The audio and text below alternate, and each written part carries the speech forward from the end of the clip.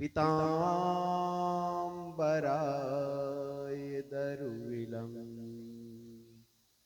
फलाद्रोष्टृताम्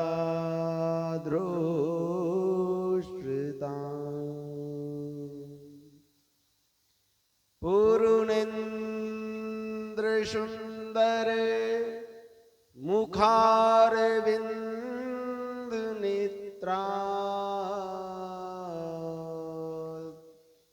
कृष्णात् परं किमपि तत्त्वमहं न जाने। कृष्ण त्वद्यपद पंकजे पंजरानते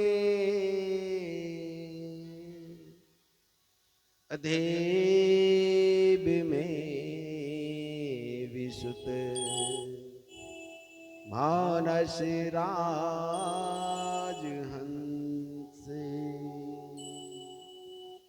प्रण प्रणाम समय कपवात पिते कंठा विरोध विदो अस्मरण कुस्तुते वंदे राधा पदम भुजं विष्णु आदि सुरवंदिता यत कृते कृत्येने पुनाति ब्रह्मांड सर्वम्।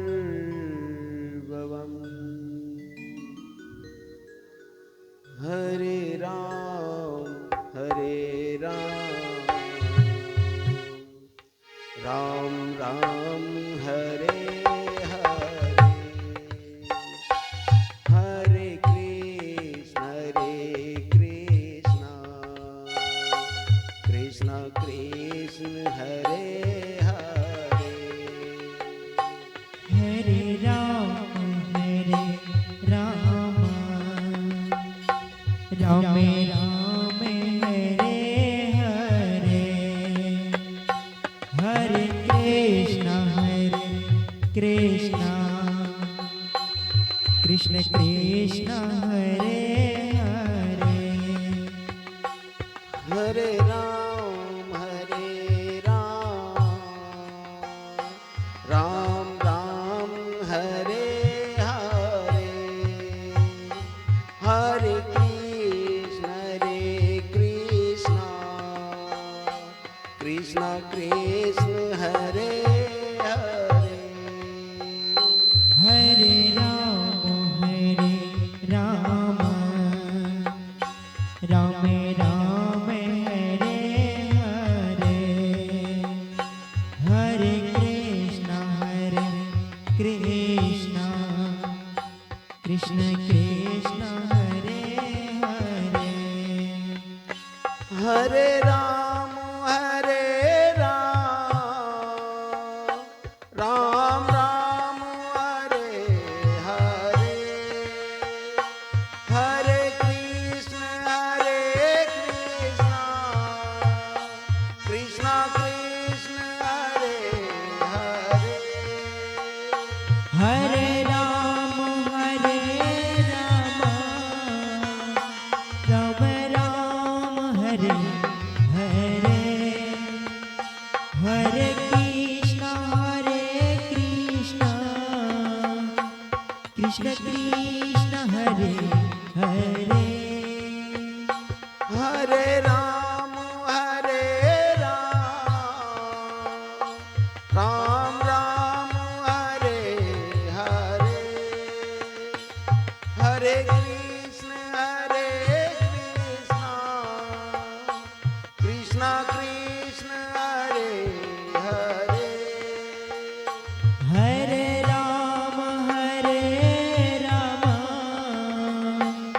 राम राम हरे हरे हरे कृष्णा कृष्ण कृष्ण हरे हरे हरे राम राम राम हरे हरे, हरे कृष्ण कृष्ण कृष्ण हरे हरे। हरे राम राम राम हरे हरे हरे कृष्ण कृष्ण कृष्ण हरे हरे हरे राम राम राम हरे हरे, हरे कृष्ण कृष्ण कृष्ण हरे हरे। हरे राम राम राम हरे हरे हरे कृष्ण कृष्ण कृष्ण हरे हरे हरे राम राम हरे हरे हरे कृष्ण कृष्ण कृष्ण हरे हरे।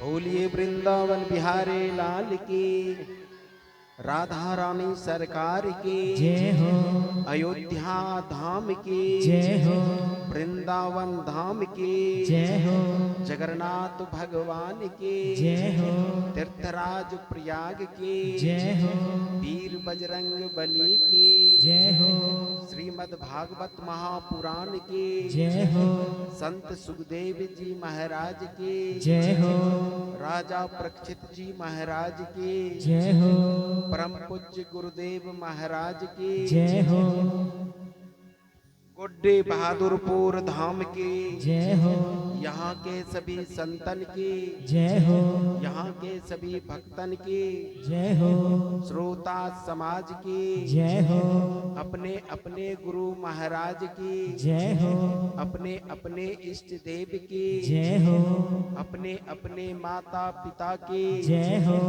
गौ माता की जय हो गंगे माता की जय हो धरती माता की जय हो भारत माता की जय हो सत्य सनातन धर्म की जय हो जय जय श्री राधे श्याम हर हर महादेव।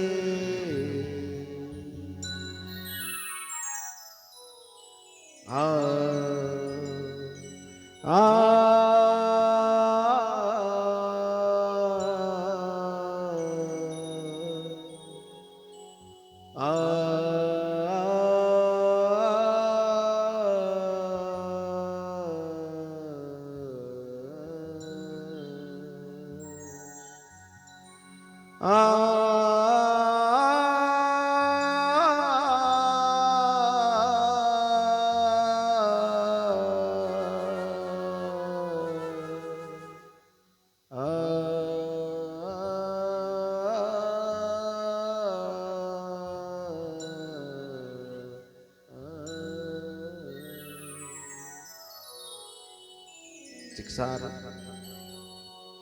सर्वेश्वर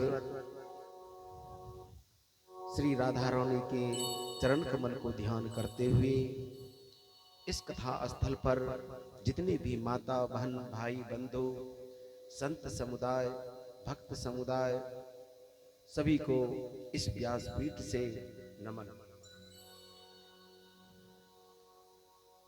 इस बाई की पकड़ से जहां भी आवाज जा रही हो उस तमाम देवमयी आत्मा को इस व्यासपीठ से नमन। हम लोग बड़े बर्भागी हैं कि इस घनघोर कली काल में, इस कड़ाके की ठंड में आप लोग एकत्र होकर के भगवान की कथा को श्रवण कर रहे हैं। आज कथा का 5वां दिवस है, पंचम दिवस है और अब कथा प्रारंभ होगी। गोड्डी बहादुरपुर की पावन धरती पर श्रीमद् भागवत कथा का आज 5वां दिवस है और हम लोग अपने गृहकार को छोड़कर कथा पंडाल में बैठे हैं। संत महात्मा बतलाते हैं, जो कथा में आते हैं, संत महात्माओं का दर्शन करते हैं और उनके मुखारबिंद से भगवान की कथा को श्रवण करते हैं, वह सौभाग्यशाली। आप सभी सौभाग्यशाली हैं कि इस घनघोर कली काल में एकत्र होकर भगवान की कथा को श्रवण कर रहे हैं। अब कथा प्रारंभ होगी। जो माता बहन भाई बंधु संत समुदाय अभी तक नहीं आए हैं, उससे मेरा नम्र निवेदन है कि आप अपने गृहकार को छोटा करते हुए यथाशीघ्र कथा पंडाल में आने की कृपा करें और भगवान की कथा को श्रवण करें। कितने आदमी कहते हैं कि हम कबीर मत हैं, हम ही संत मत हैं, कोई ठाकुर अनुकूल चंद्र जी हैं, कोई गायत्री परिवार हैं, कोई जागो जागो महादेव हैं। तो यह व्यासपीठ, यह जो भागवत कथा है, सर्वधर्म समन्वय सनातन भागवत परिवार, यह सबका सम्मान दे रहे हैं। जो भी मत के हैं, कबीर मत हो, सतगुरु महाराज हो या शिव के शिष्य हो, चाहे राम शर्मा आचार्य गायत्री परिवार हो, सभी को निमंत्रण है इस व्यासपीठ से कि आप लोग भी आएं और भगवान की कथा को श्रवण करें। यह भागवत कथा मोक्षदायिनी कथा है और यह भागवत कथा एक एक शब्द, भागवत कथा में एक एक शब्द महामंत्र है। अगर आपने अपने जीवन में एक शब्द भी पकड़ लिया तो आपके करोड़ों जन्मों के पाप ताप संताप समाप्त हो जाए। यह भागवत कथा ऐसी कथा है, जिस तरह से रुई की ढेर में एक चिंगारी पड़ने पर रुई भस्म हो जाते हैं, उसी तरह से श्रीमद् भागवत कथा के अगर आपने अपने जीवन में एक शब्द भी पकड़ लिया तो आपके करोड़ों जन्मों के पाप ताप संताप समाप्त हो जाएंगे। कितने आदमी कहते हैं कि बाबा ये करोड़ जन्म कब लिए हम? तो यह 84 लाख योनि है और आपने कितने बार कितने में जन्म लिए, कीड़े मकोड़े पक्षी सिंह भैंस गाय आदि बहुत योनि है और आपने कितने योनि के बाद आप मनुष्य तन पाए। और रामचरितमानस में तुलसीदास कहते हैं, बड़े भाग्य मानुष तन पावा। और इतने जन्म के बाद अब मनुष्य तन मिला है तो इसमें भक्ति चाहिए। मनुष्य तन विवेकी होते हैं और वही कथा को सुन सकते हैं, वही बात को समझ सकते हैं। इसलिए आप कथा को श्रवण करें और अपने मन में विचार करके उस बात को पकड़े। सिर्फ सुन लेने से काम नहीं बनेगा, उस पर अमल करें। अगर एक बात भी आपने अमल कर लिया तो आपका जीवन धन्य धन्य हो जाएगा। बोलिए वृंदावन बिहारी लाल की।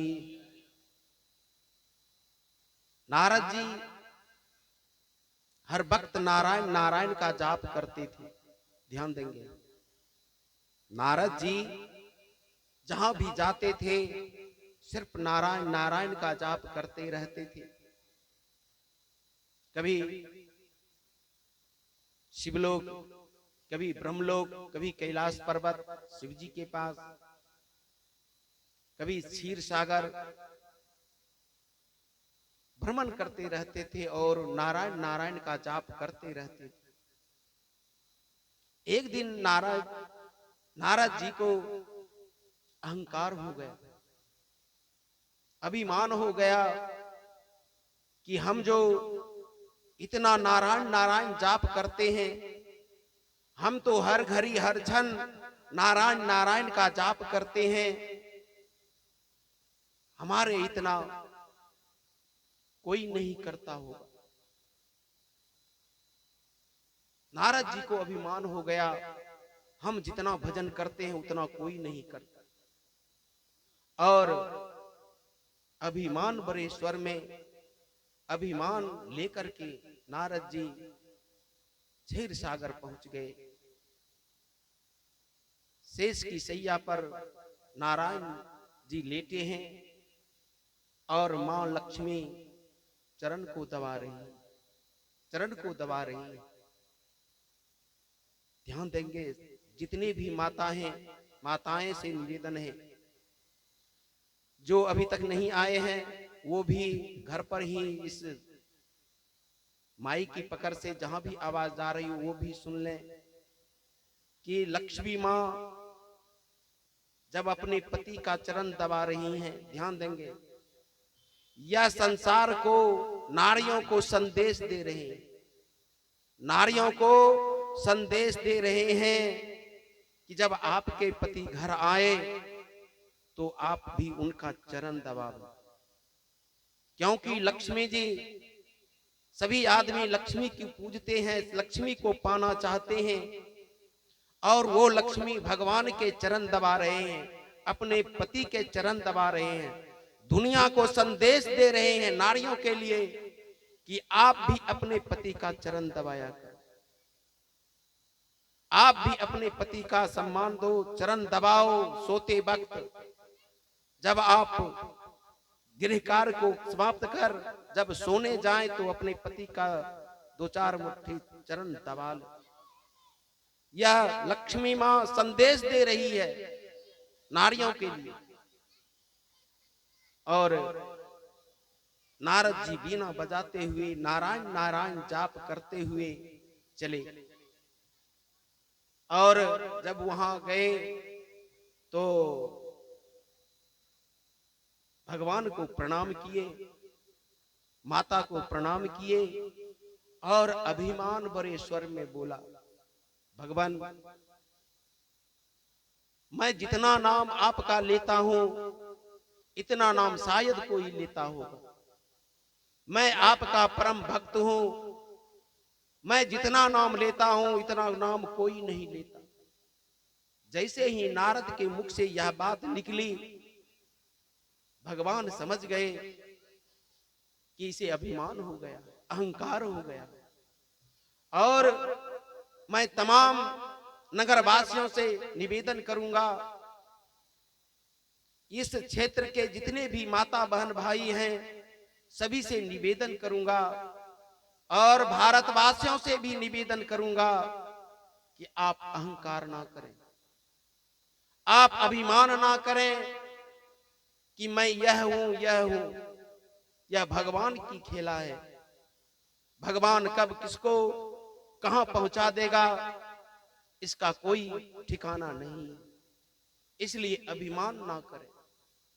कितने आदमी अभिमान में चूर रहते हैं। अरे थोड़ा झुक जाइए, देखिए आपका सम्मान कितना बढ़ जाएगा।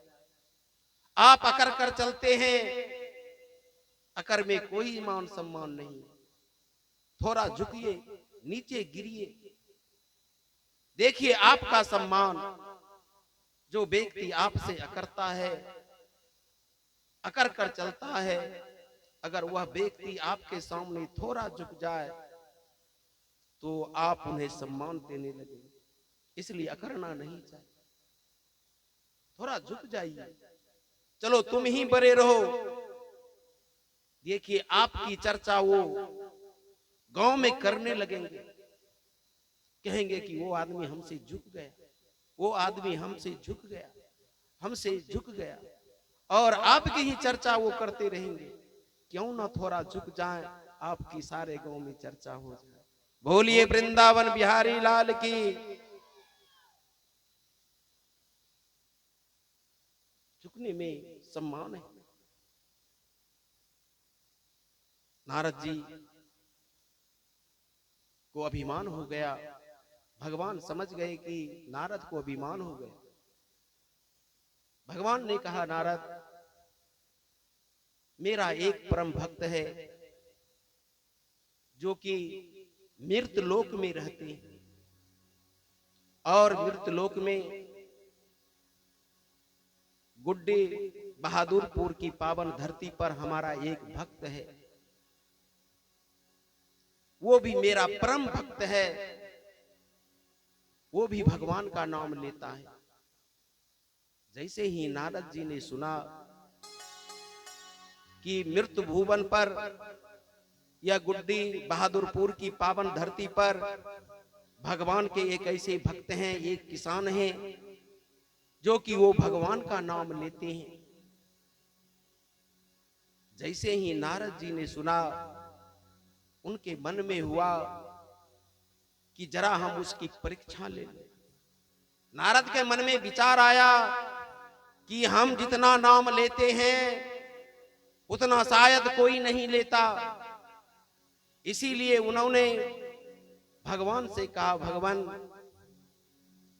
हम आपके उस भक्त की परीक्षा लेंगे कि वो कितने बार भगवान का नाम लेता है। भगवान ने कहा, ठीक है, जाओ परीक्षा ले लो। और नारद जी चलने ही वाले थे कि लक्ष्मी जी भगवान के चरण दबा रही थी। उन्होंने नारद से कहा, नारद कहां जा रहे हो? नारद ने कहा, मां हम मृत्युलोक जा रहे हैं, और मृत्युलोक में भगवान के एक भक्त हैं, उनकी परीक्षा लेनी। लक्ष्मी मां ने कहा, नारद जब तुम मृत्युलोक जा रहे हो तो यह कमंडल ले लो। उन्होंने एक कमंडल दिया और कहा, नारद जब तुम मृत्युलोक से आओगे तो तुम वहां से इस कमंडल में गंगा जल लेते आना, भरा हुआ होना चाहिए। कमंडल लेते आना गंगा जल। पहले तो भगवान के चरणों में ही गंगा जल थे, और राम के वंशज जो कि भागीरथ जी ने घोर तपस्या करके गंगा मां को मृत्युलोक लाए थे, पृथ्वी पर लाए थे। लक्ष्मी मां ने कहा, गंगा तो मेरे चरणों से बहती थी, लेकिन भागीरथ की तपस्या ने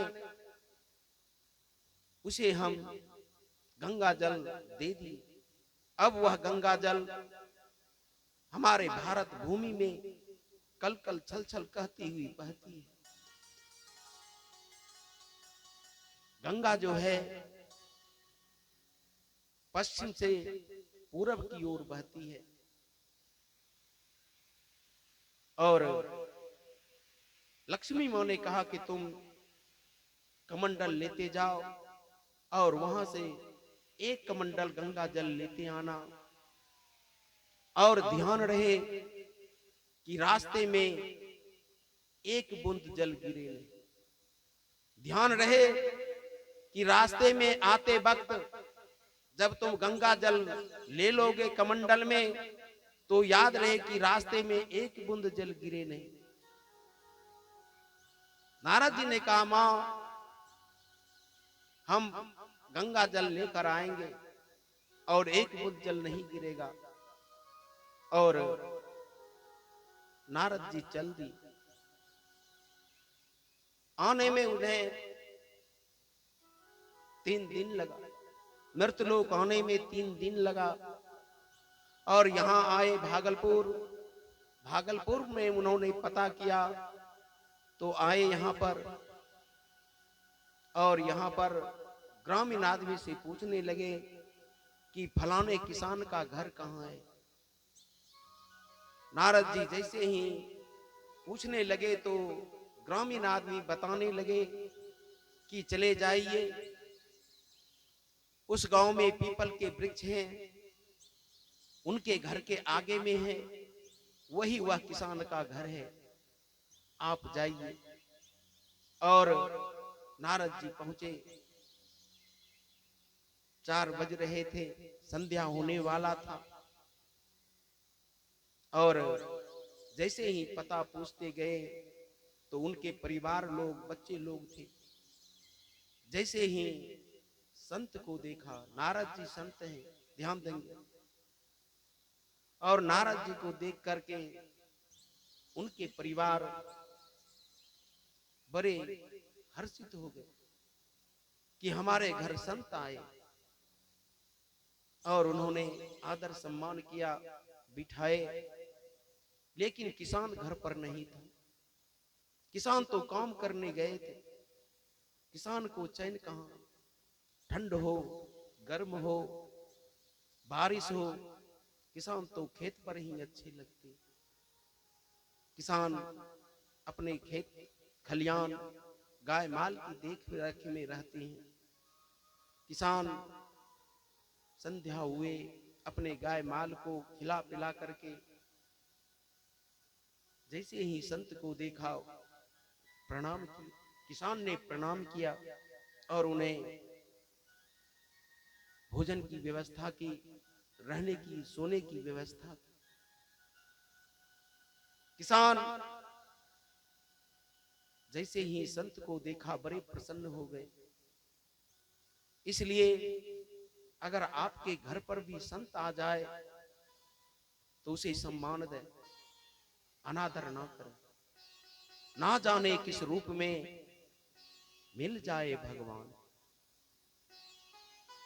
और किसान ने बड़े स्वागत किए। लेकिन नारद तो उनकी परीक्षा लेने आए थे। नारद तो उसकी परीक्षा लेने आए थे कि यह किसान भगवान का नाम कितने बार लेता। और किसान ने भोजन कराए, उसके बाद विश्राम की बिछावन सब लगाए और अपने लिए भी नीचे में बिछावन बिछाए, उसी रूम में, कक्ष में। और नारद जी तो जगे हैं। जब किसान भोजन करके सोने लगे तो उन्होंने 5 बार राम राम कह करके सो गए। 5 बार नाम लिया और वो सो गए। नारद जी तो यही देखने आए थे कि किसान कितने बार भगवान का नाम लेता है। हम तो हर घड़ी लेते हैं। और फिर सवेरा हुआ तो ब्रह्म मुहूर्त में ही उठ गए। ब्रह्म मुहूर्त। और ब्रह्म मुहूर्त 3 बजे से लेकर 6 बजे तक होता है। होता तो है 2 घंटा ही ब्रह्म मुहूर्त। और 3 से 6 ब्रह्म मुहूर्त है। और किसान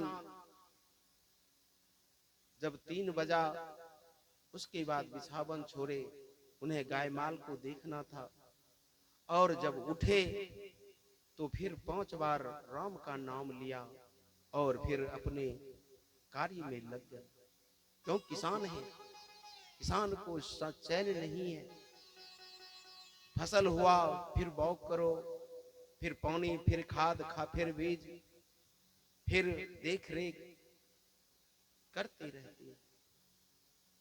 और नारद जी ने देखा कि यह किसान तो सिर्फ 5 बार सोते वक्त लिया और जगने के बाद 5 बार नाम लिया। दिन में इन्होंने तो सोते वक्त पांच बार और जगते वक्त 5 बार इन्होंने नाम लिया। हम तो हर घड़ी हर क्षण नारायण का जाप करते रहते। नारद जी बड़े प्रसन्न थे। यह किसान तो 10 बार ही लिया, हम तो हर घड़ी नाम लेते। और मैं तमाम माताओं से, भाई बंधु से निवेदन करूंगा कि जब आप भी सोने लगे, ध्यान देंगे,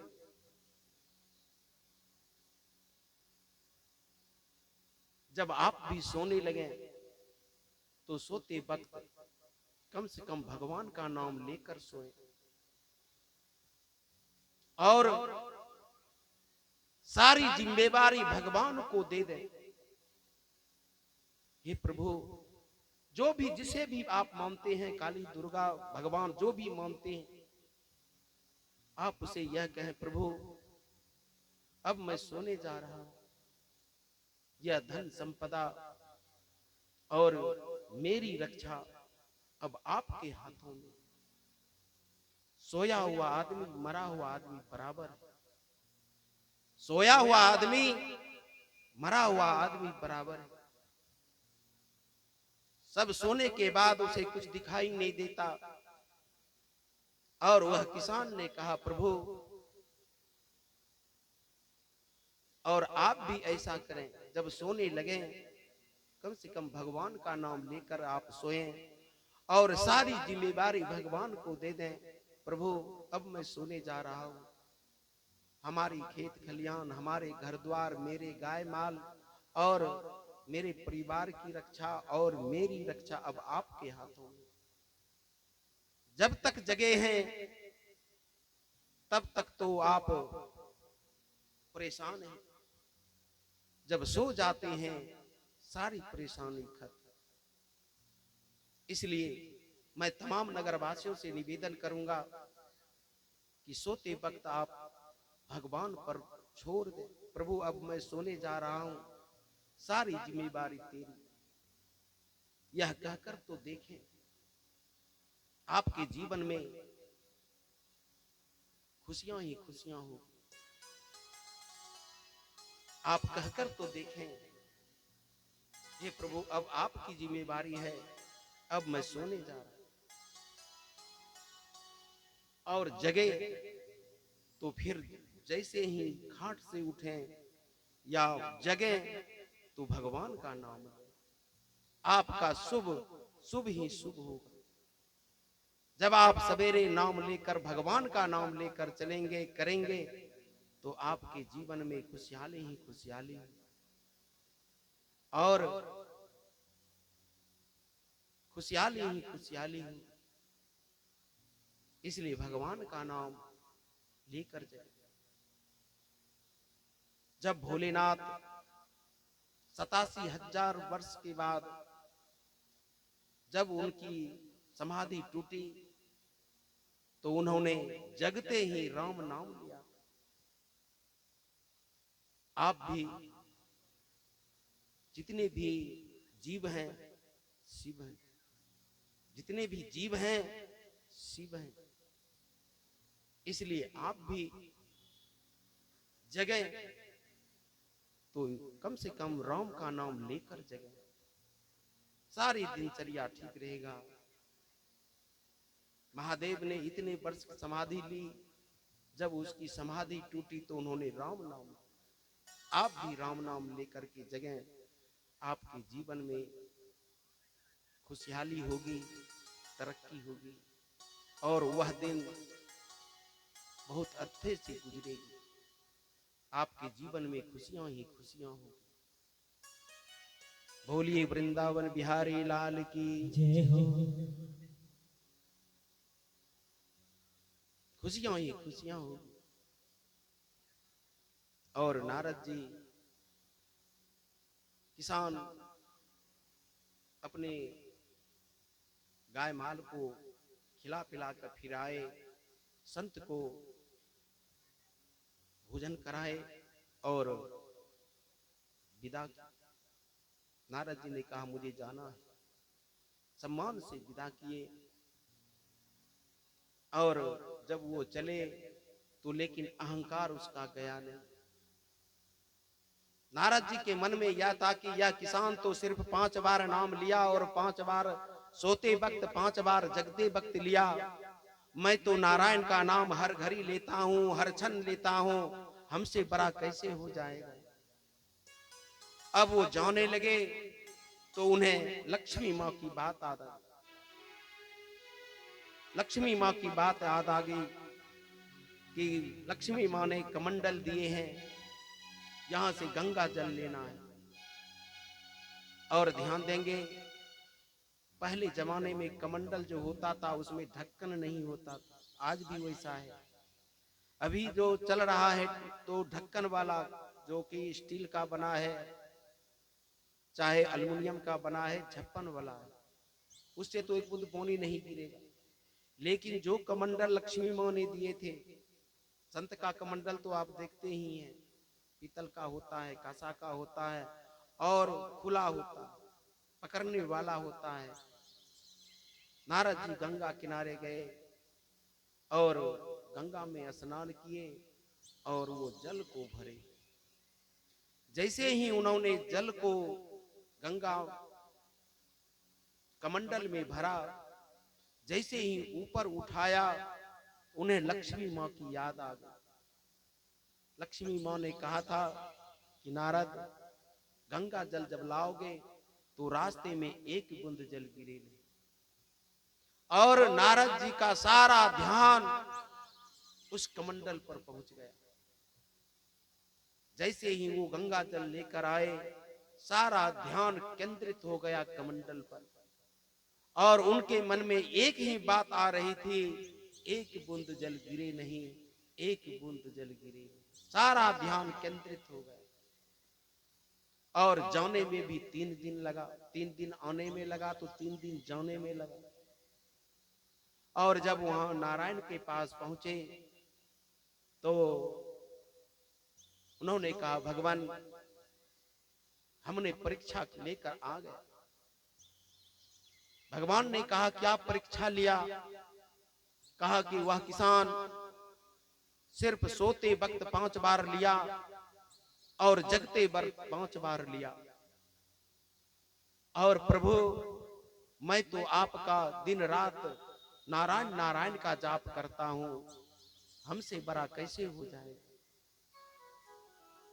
उसी समय लक्ष्मी माँ ने कहा, नारद, हम जो तुम्हें कहे थे गंगा जल ले आने के लिए, तो क्या तुमने लाए?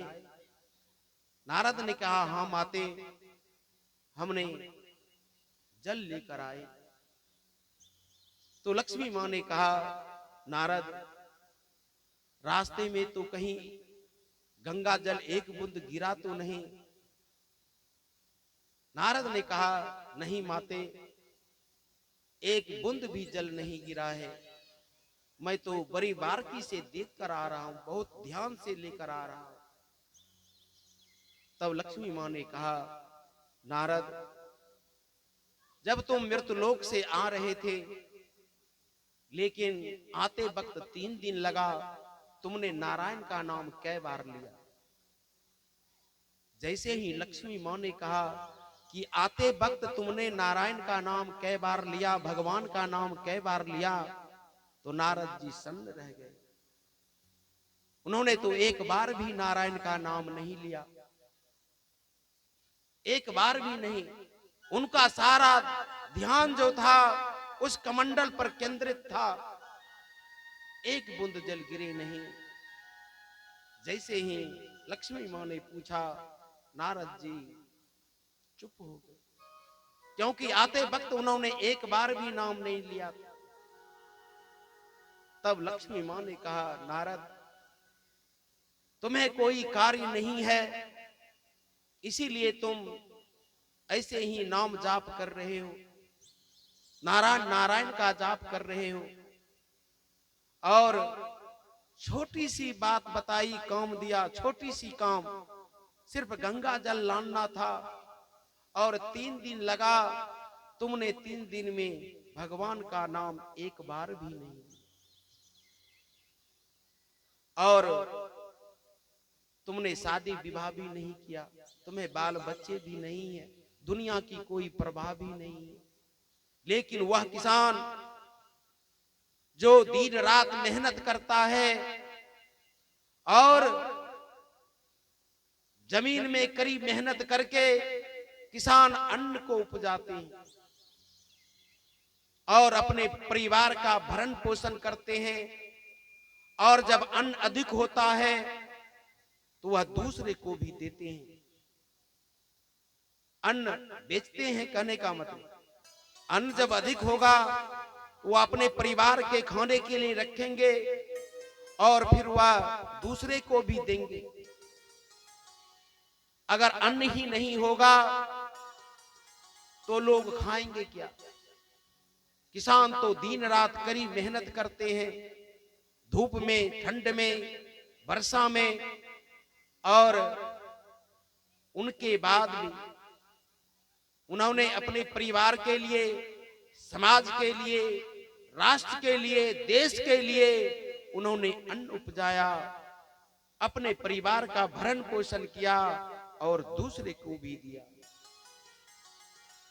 जैसे ही लक्ष्मी मां ने कहा, नारद जी चुप हो गए।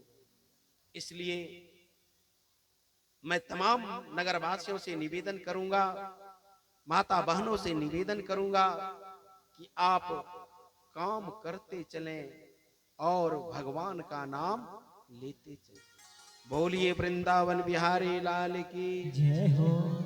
इसलिए जीवन में यह नहीं कि सिर्फ हमें माला ही जपना है, कार्य भी करना है। जो कार्य कर रहे हैं कीजिए, लेकिन भगवान का गुणगान भी कीजिए, भगवान का नाम भी लीजिए। नारद जी चुप हो गए क्योंकि उनका अहंकार समाप्त हो गया। बोलिए वृंदावन बिहारी लाल की जय हो। और अब हम लोग चलते हैं कथा की ओर। 52 अवतार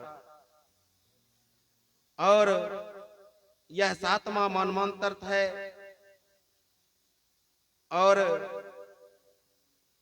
राजा परीक्षित ने प्रश्न करते हैं, महाराज ध्यान देंगे, जो सारे जगत के स्वामी हो, सारे जगत के स्वामी हैं, उन्होंने राजा बलि के यहां 3 पग भूमि मांगने क्यों गए? क्योंकि वो तो भगवान है, परमात्मा है, फिर भी उन्होंने राजा बलि से 3 पग भूमि मांगने गए। यह बताइए कि क्यों गए? तो आचार्य सुखदेव जी कहते हैं, देव और दैत्य दानव में युद्ध हुआ, और जब दोनों में युद्ध हुआ तो दैत्य मारे गए, देवता लोग ने सबको मार दिया और इंद्रासन की गद्दी पर बैठ गए। और इंद्रासन की गद्दी पर जब बैठ गए तो वो ऐसो आराम मिल गया, राजा बन गए और सारे देवता अपने ऐसो आराम में चूर होने लगे। इधर देवताओं के गुरु बृहस्पति हैं, ध्यान देंगे, देवताओं के गुरु बृहस्पति हैं और दैत्यों के गुरु शुक्राचार्य जी हैं। और देवताओं की पास वैसी शक्ति नहीं है जो कि जो व्यक्ति मर जाए उसे जीवित कर दे। देवताओं के गुरु बृहस्पति हैं, लेकिन उनके पास पावर नहीं है जो व्यक्ति मर जाए उसे जीवित कर दे। लेकिन दैत्यों के गुरु जो थे शुक्राचार्य जी, ध्यान देंगे, शुक्राचार्य जी के बाद मृत संजीवनी विद्या थी। जब सारे दानव खत्म हो गए, राजा बलि भी खत्म हो गया, तो शुक्राचार्य जी ने उसे मृत संजीवनी विद्या से उन्हें जीवित किया।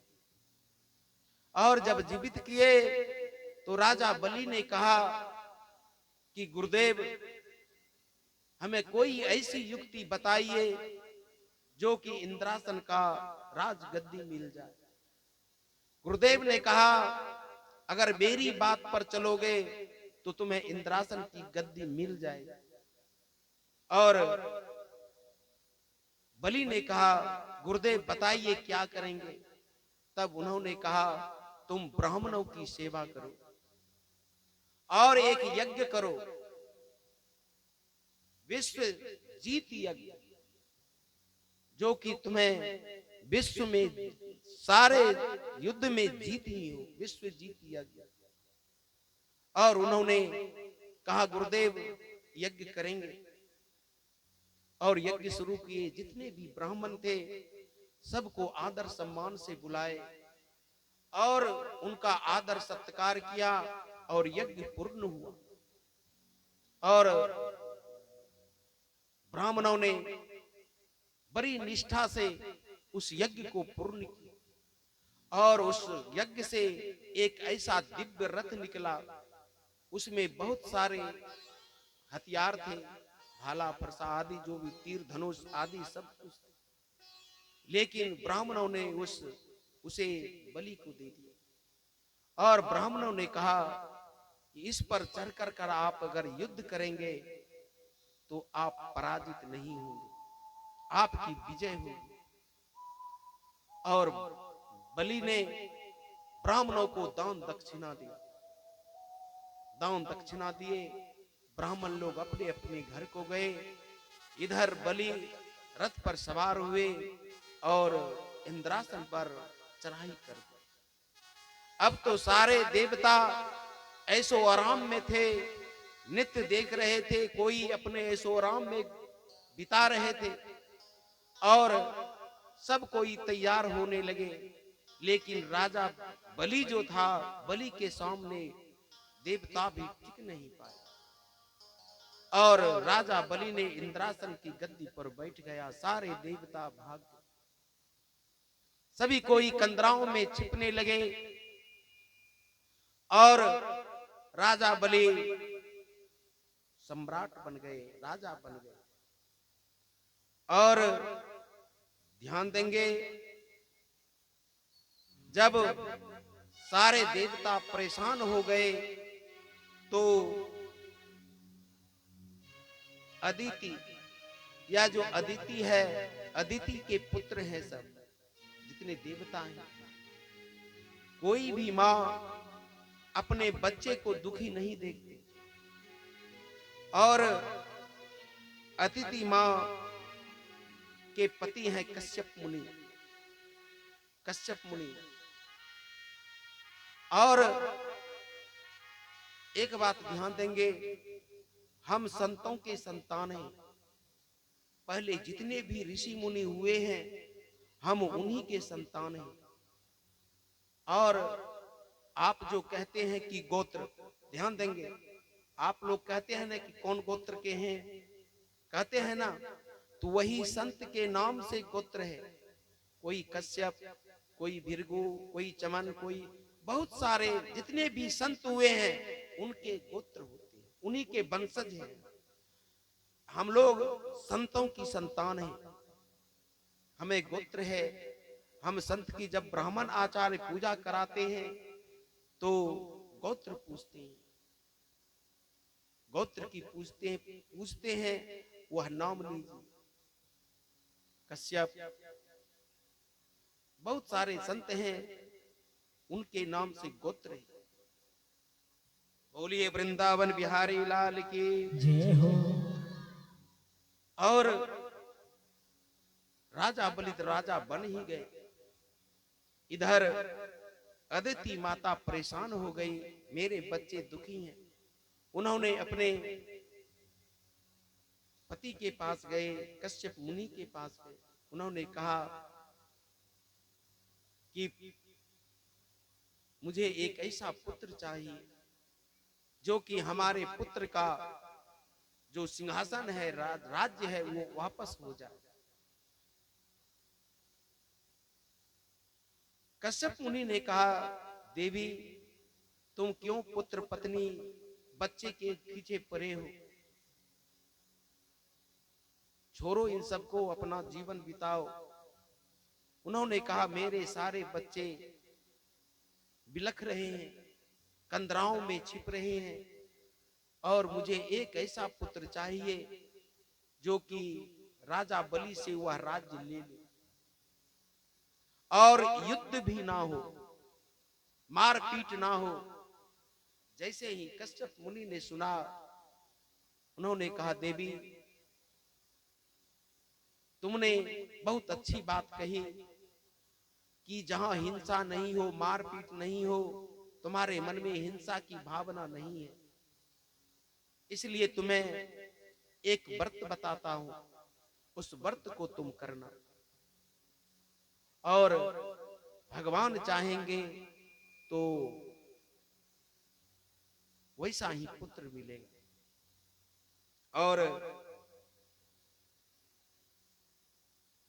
और उन्होंने बतलाया कि इसलिए एक व्रत है जो कि फागुन मास के शुक्ल पक्ष में केवल दूध पी करके 12 दिन तक व्रत करना है।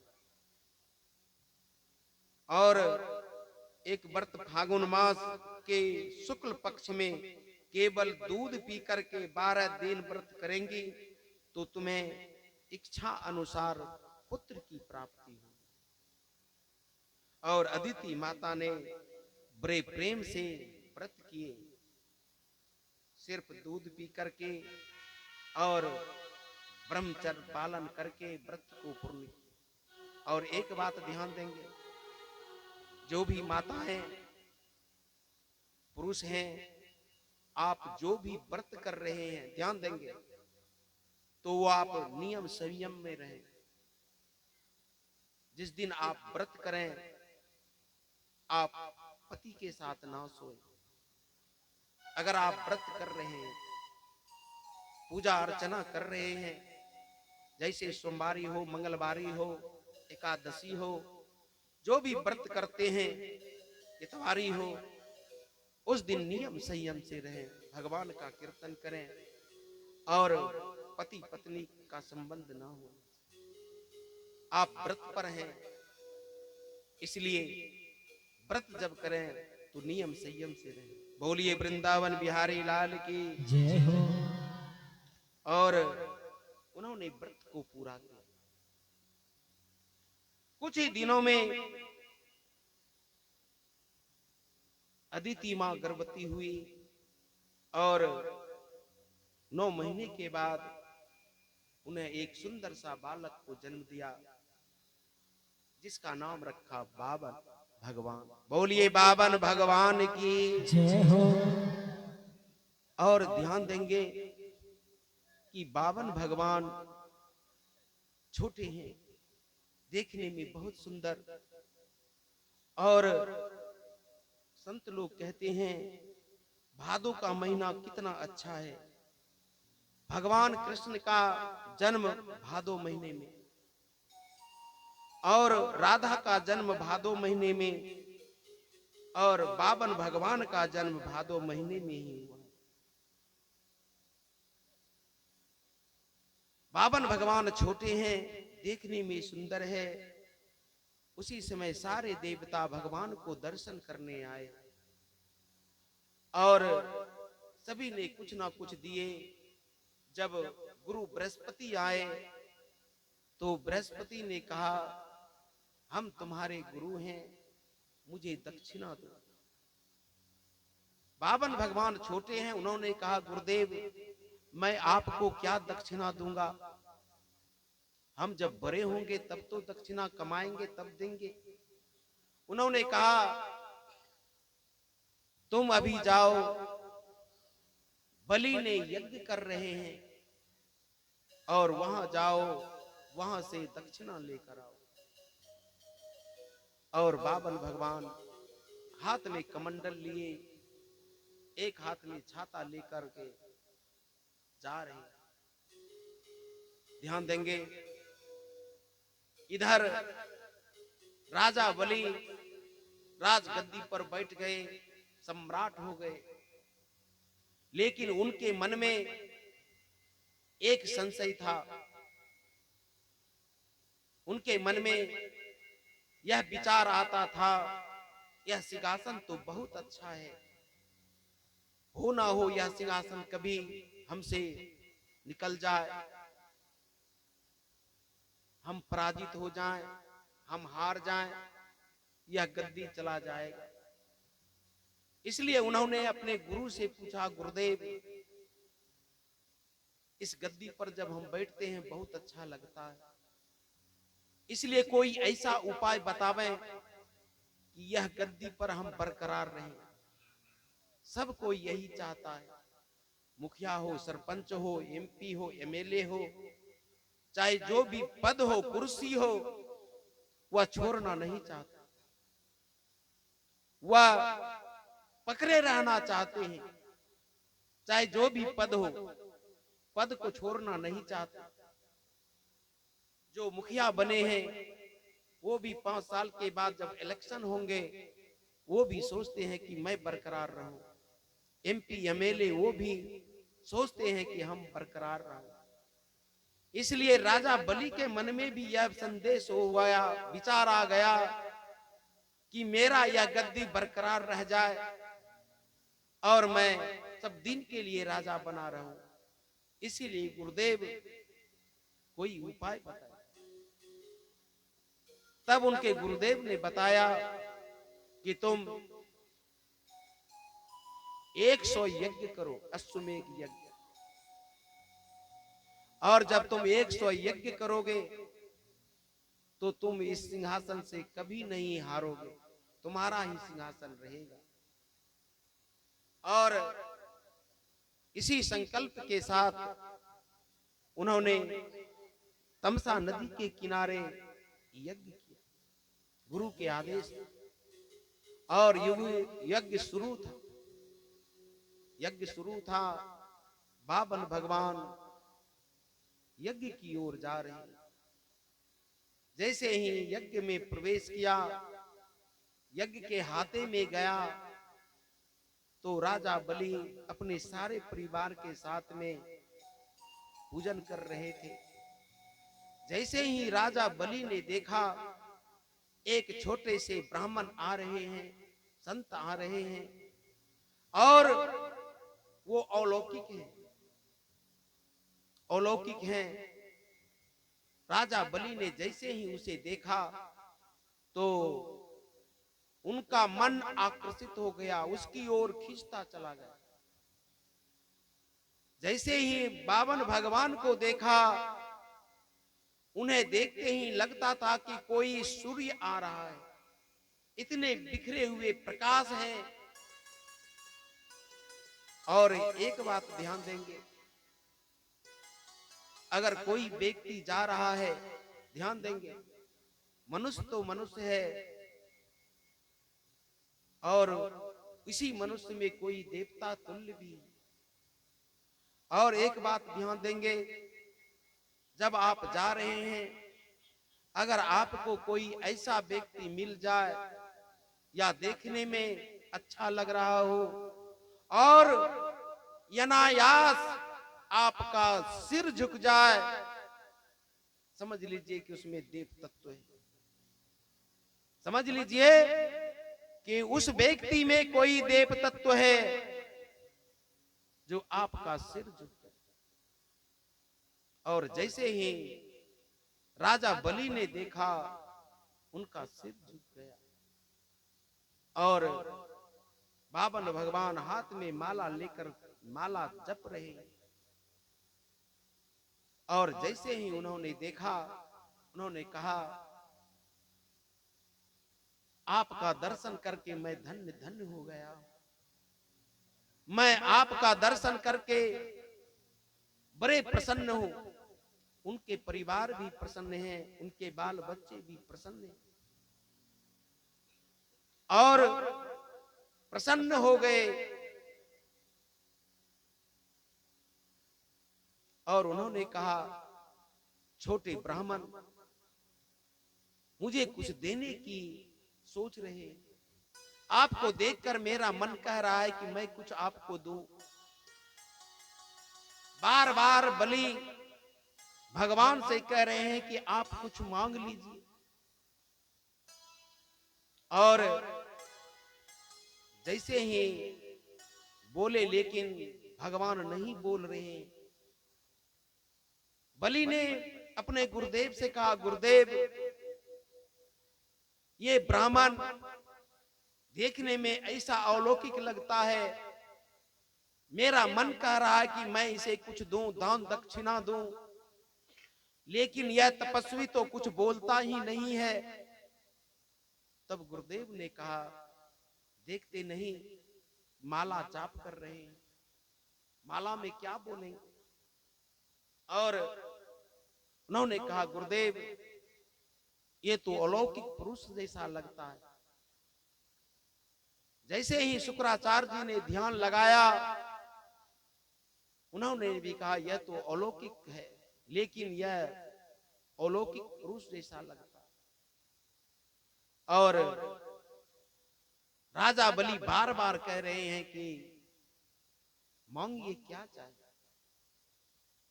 भगवान ने कहा, बलि मुझे कुछ नहीं चाहिए। बलि ने पूछा, कोई ब्राह्मण ऐसे यज्ञ में नहीं आते, कुछ तो मांगने के लिए ही आते हैं, और आप भी कुछ मांगिए। भगवान ने सोचा कि राजा बलि हम पर प्रसन्न है, अपने आप देने के लिए खड़े हैं। और उन्होंने कहा कि आप दीजिए। और उन्होंने कहा, मुझे कुछ नहीं चाहिए, लेकिन राजा बलि कह रहे हैं कुछ मांग लीजिए। अब उन्होंने कहा, आप हमें देंगे? कहा कि हाँ आप देंगे, आप मांगिए।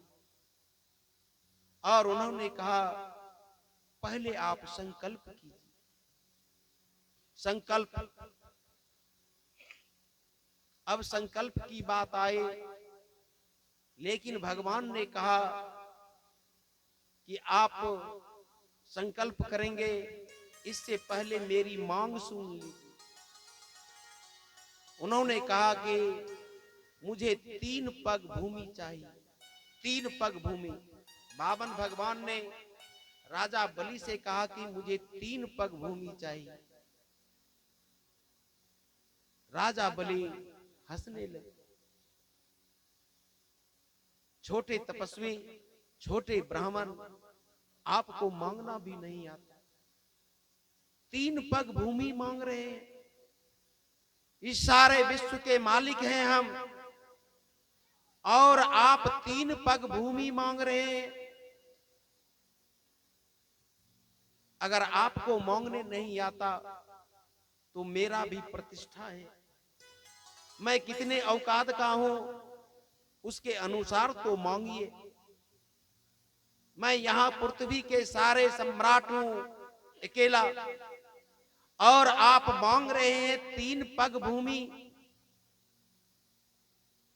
भगवान ने कहा, हाँ मुझे 3 पग भूमि चाहिए, और मैं नापूंगा 3 पग भूमि अपने से, अपने पैरों से। इस पर भी बलि हंसने लगे। अपने से नापेंगे? आपने यह 3 पग भूमि लेकर क्या करेंगे? तब बावन भगवान ने कहा, हम जहां भी तपस्या करते हैं, लोग हमें वहां से भगा देते हैं। इसलिए मैं छोटा हूं, 3 पग भूमि में बैठ जाऊंगा, वहीं तपस्या करूंगा, आप मुझे दें। अब राजा बलि हंसने लगे और उन्होंने कहा ठीक है, आप 3 पग भूमि दे दें। भगवान ने कहा कि संकल्प करो, संकल्प करो। जैसे ही वो ब्राह्मण भगवान ने कहा कि संकल्प करो, तो राजा बलि ने कहा ब्राह्मण देव, 3 पग भूमि में क्या संकल्प कर, 3 पग भूमि तो लेना है, उसमें संकल्प कहां से आता है? संकल्प की क्या बात है, मैं दे दूंगा। लेकिन भगवान ने कहा कि नहीं, पहले संकल्प करो। संकल्प जो होते हैं जल से होते हैं। जो भी हमारे ब्राह्मण आचार्य कोई भी संकल्प कराते हैं तो जल से कराते हैं। जल से ही क्यों संकल्प करते हैं? क्योंकि जल में वरुण देवता का वास है। यह जो जल भगवान के चरणों से निकली है, इसलिए जल से ही संकल्प करते हैं। हमारे ब्राह्मण आचार्य जो भी संकल्प करते हैं जल से ही करते हैं। और उन्होंने संकल्प कहा कि ठीक है, मैं संकल्प लूंगा। जैसे ही उन्होंने कहा कि संकल्प लूंगा, तो उनके गुरुदेव बगल में बैठे थे। उन्हें भी सुन रहा था, गुरुदेव भी सुन रहे थे। उन्होंने कहा ये छोटे ब्राह्मण बार बार संकल्प की बात क्यों कर रहा है? जब भी राजा बलि कह रहे हैं कि ले लो, तो ये छोटे तपस्वी कह रहे हैं कि संकल्प करो, संकल्प करो। और गुरुदेव ने ध्यान लगाया। जैसे ही ध्यान लगाया तो वे साक्षात विष्णु हैं, और विष्णु छलिया हैं। विष्णु छलिया हैं और वो रूप बदलते हैं। जैसे उन्होंने तुलसी का पतिव्रत धर्म तोड़ा छल से, और उन्होंने अदिति के पुत्र को गद्दी पर नहीं बिठाकर दिति के गद्दी को बिठाया, और उन्होंने छल करके भस्मासुर को भस्म किया। ये छलिया है। और यह जो संकल्प ले रहा है 3 पग भूमि का, राजा बलि तो कंगाल हो जाएगा। यह तो सारा संपत्ति इससे ले लेगा। 3 पग भूमि में यह तो विष्णु है।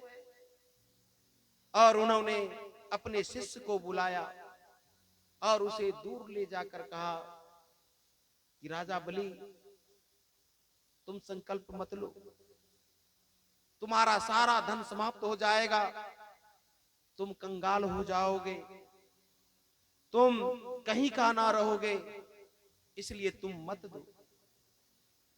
गुरु कह रहे हैं कि तुम छोड़ दो इसे, कोई संकल्प मत करना, ये छलिया है, ये तुम्हारा सारा धन ले लेगा।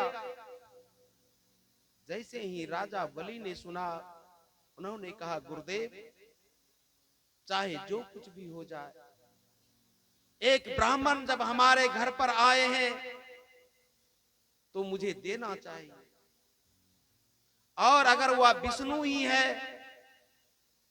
तो मैं सोचता हूं कि मैं महान हूं, मैं तो ब्राह्मण को दे रहा हूं।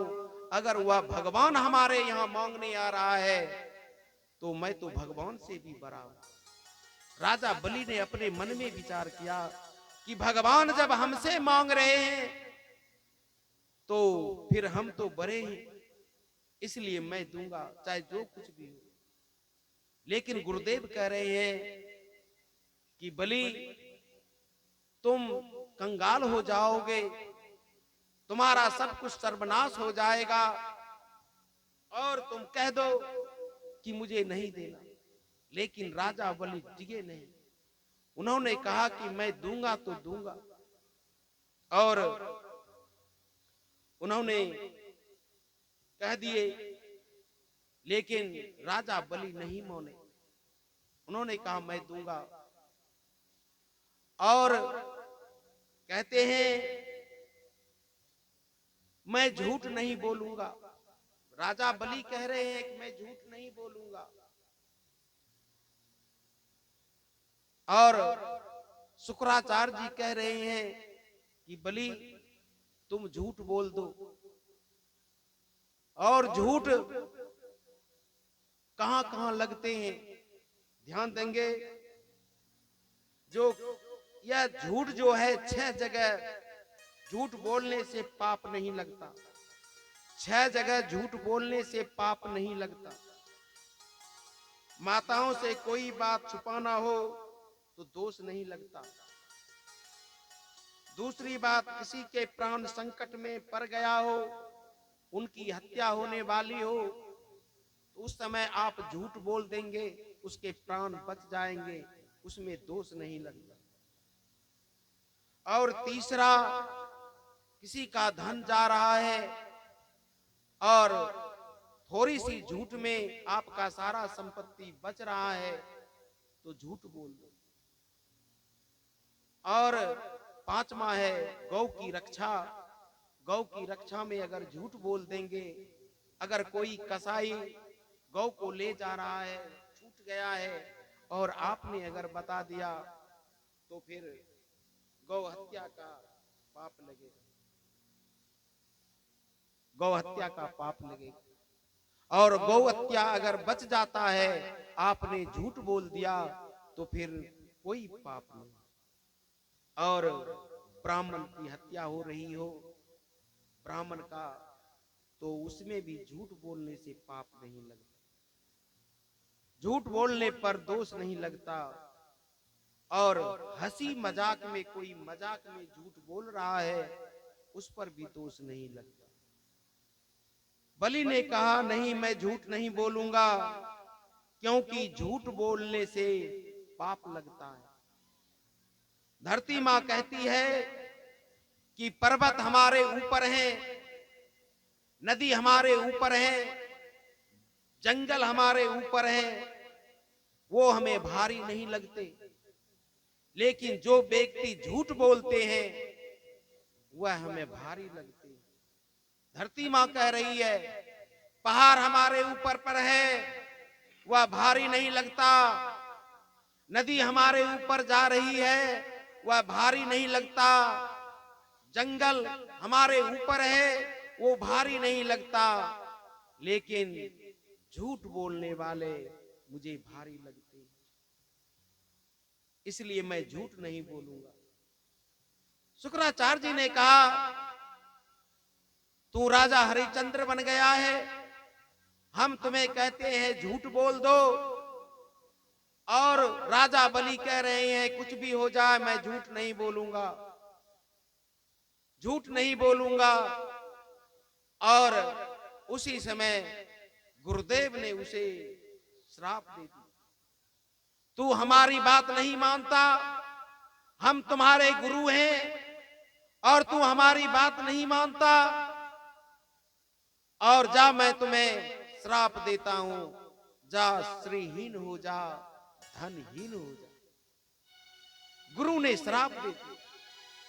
फिर भी राजा बलि विचलित नहीं हुए, वह धौर्य के साथ खड़े रहे। चाहे गुरु ने हमें श्राप दे दिया हो तो दे दिया हो, लेकिन हम झूठ नहीं बोले। और उन्होंने संकल्प करना शुरू किया। जल लिए, और पहले जमाने में टोटी वाला लोटा चलता था। आज भी जब काशी प्रयाग आदि मंदिर में जाएंगे तो इतना इतना बड़ा वाला लोटा जो है वह टोटी वाला ही होता है। उसी से अभी भी शिवलिंग पर जल चढ़ाए जाते हैं। और उसमें जल लिया और संकल्प कराना चाहा, लेकिन शुक्राचार्य जी ने कहा मैं तो श्राप दे भी दिया हूं, लेकिन फिर भी मेरा यह शिष्य है, यह कंगाल हो जाएगा। यह जो ब्राह्मण है यह छलिया है, यह विष्णु के रूप में आया है और ये इसका सारा धन ले लेगा। फिर भी वो शुक्राचार्य जी उसमें सूक्ष्म रूप लेकर के बैठ गए और जब उन्होंने संकल्प के लिए जल निकाला तो जल नहीं निकला। भगवान समझ गए और उन्होंने एक तिनका लिया और जैसे ही किया शुक्राचार्य जी की एक आंख फूट गई, एक आंख में फूट गई। शुक्राचार्य जी भागे। इधर संकल्प लिए और उसी समय बावन भगवान ने संकल्प लेकर के 3 पग भूमि नापी। जब नापने की बारी आई तो राजा बलि ने कहा ब्राह्मण देव किसी बड़े वाले को बुला लीजिए, जिसका डेग बड़ा हो, लंबा आदमी को बुला लीजिए, जो 3 डेग नापेंगे तो थोड़ा अधिक जमीन होगा। भगवान ने कहा मुझे दूसरे आदमी की जरूरत नहीं है, मैं अपने डेग से ही नापूंगा। और उन्होंने जैसे ही नापना शुरू किया, एक ही डेग में आकाश पाताल सब नाप लिया। उनके जितने भी थे भूतल लोकतल जितने भी थे सब नाप लिए 2 पग में। अब एक पग बच गया। अब भगवान ने कहा बलि तुमने तो 3 पग का संकल्प लिया है और तुम्हारा सारा संपत्ति सारा जो है 2 ही पग में मैंने नाप लिया। अब तीसरा पग कहां रखूं तुम बताओ। तुमने तो 3 पग का संकल्प लिया है और 2 पग में ही तुम्हारा सारा संपत्ति समाप्त हो गया, तीसरा पग कहां रखूं। तब राजा बलि ने कहा भगवान धन बरा की धनवान बरा। भगवान ने कहा धनवान बरा। प्रभु तीसरा पग आप मेरे मस्तक पर रख दीजिए और मुझे भी अपना लीजिए। बोलिए वृंदावन बिहारी लाल की जय हो। और भगवान ने तीसरा पग राजा बलि के मस्तक पर रखा और भगवान प्रसन्न थे। उन्होंने राजा बलि से कहा राजा बलि हमने तुम्हारा सारा धन ले लिया, तुम्हें गुस्सा नहीं आया। उन्होंने कहा मुझे हम तो दान कर दिए, चाहे हमें विपत्ति आ जाए या कुछ आ जाए, हमने तो दान कर दिया। भगवान ने कहा कि राजा बलि हम तुमसे प्रसन्न हैं, कुछ मांग लो। तुम्हारा सारा धन ले लिया, हम तुमसे प्रसन्न हैं, तुम कुछ मांग लो। राजा बलि ने कहा मुझे कुछ नहीं चाहिए, मुझे कुछ नहीं चाहिए। राजा बलि की पत्नी थी। भगवान ने कहा तुम ही कुछ मांग लो। तो जानते हैं राजा बलि की पत्नी ने क्या कहा, मांगत से हम मांगत ना। राजा बलि की पत्नी ने कहा कि मांगत से हम मांगत नहीं, तुम तो खुद मांगने वाले हो, हम तुमसे क्या मांगे। तुमने तो हमारे पति से मांगा, हम तुमसे क्या मांगेंगे, मांगत से हम मांगत नहीं। भगवान हंसने लगे और भगवान ने राजा बलि से कहा कुछ मांग लो, हम तुम्हें देंगे। भगवान ने जिद किया तो राजा बलि ने कहा अगर आप हमें देना चाहते हैं तो मुझे एक वचन दीजिए, जब मैं घर से बाहर निकलूं आप मेरे घर के द्वार पर खड़े रहेंगे गदा लेकर के। जब मैं अंदर जाऊं आपका दर्शन हो, घर से बाहर निकलूं तो आपका दर्शन। भगवान ने तथास्तु कह दिया और भगवान राजा बलि के ही महल में रहने लगे। बहुत दिन बीत गए, बहुत दिन बीत गए। जब राजा बलि अपने महल से निकलते थे तो भगवान का दर्शन होता था। जब वो अंदर आते थे तो वहां भगवान का दर्शन होता था। राजा बलि बड़े प्रसन्न थे।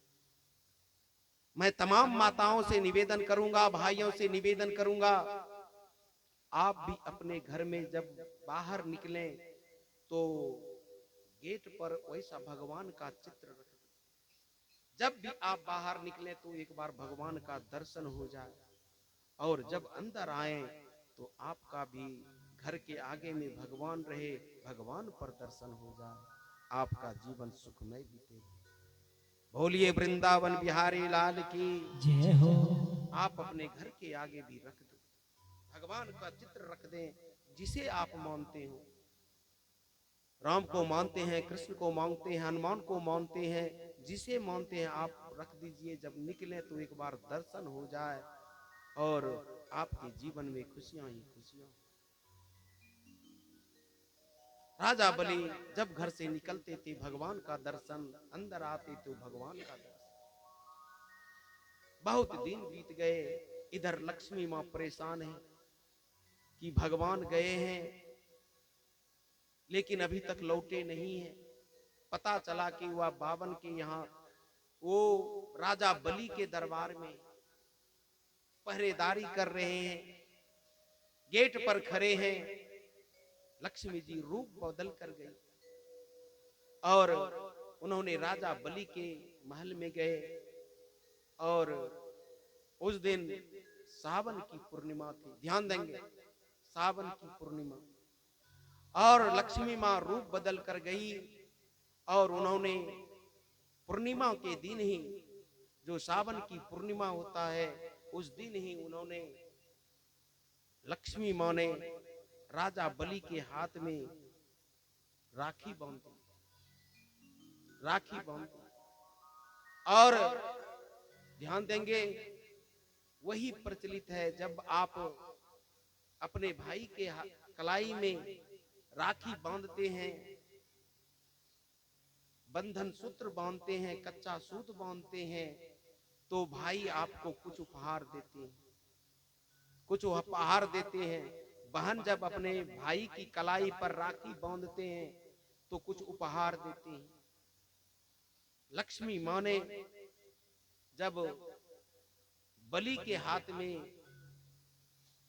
रक्षा सूत्र बांधा, राखी बांधी, तो राजा बलि ने कहा कि मांगो बहन, तुम क्या चाहिए, तुम्हें क्या चाहिए। और लक्ष्मी मां ने कहा, भैया आप हमसे प्रसन्न हैं। और एक बात ध्यान देंगे,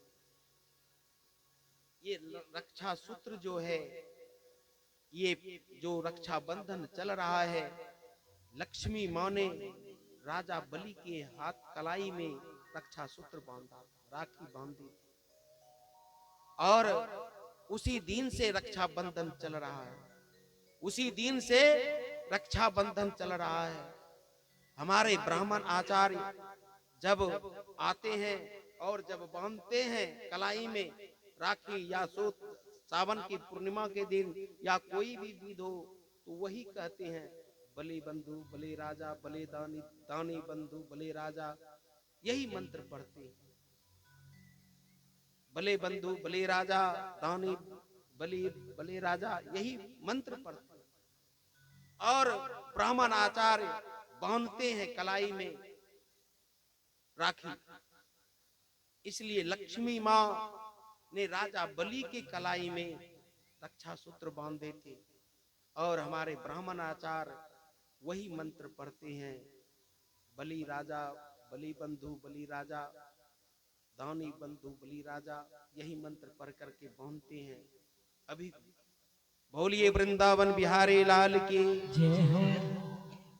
ये रक्षाबंधन उसी दिन से शुरू हुआ है। मां लक्ष्मी ने राजा बलि की कलाई में रक्षा सूत्र बांधा। उसी दिन से रक्षा बंधन चल रहा है। बोलिए वृंदावन बिहारी लाल की। जय हो। अब भैया का तो नियम है कुछ बहन को दें। उन्होंने कहा बहन कुछ मांगो।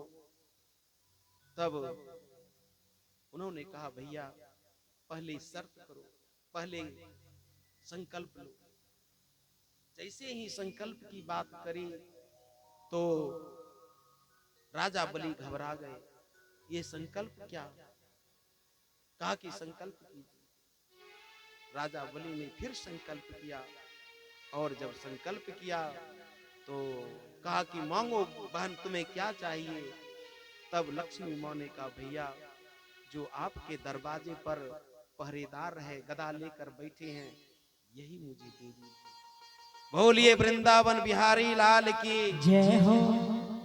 जो आपके दरवाजे पर गदा लेकर बैठे हैं यही मुझे दे दीजिए।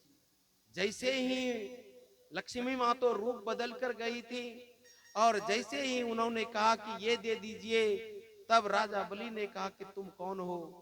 तब वहां लक्ष्मी के रूप में प्रकट हो और उन्होंने कहा कि तुम भी छलिया निकली, तुम्हारे पति भी छलिया और तुम भी छलिया। और उन्होंने बहन को वचन दिया था देंगे। उसी समय भगवान को समर्पित किए और उसी दिन से रक्षा बंधन चल रहे हैं। बोलिए वृंदावन बिहारी लाल की। अब हम लोग रामावतार की ओर चलेंगे और आप लोग भी गाएंगे। राम आएंगे आएंगे राम आएंगे।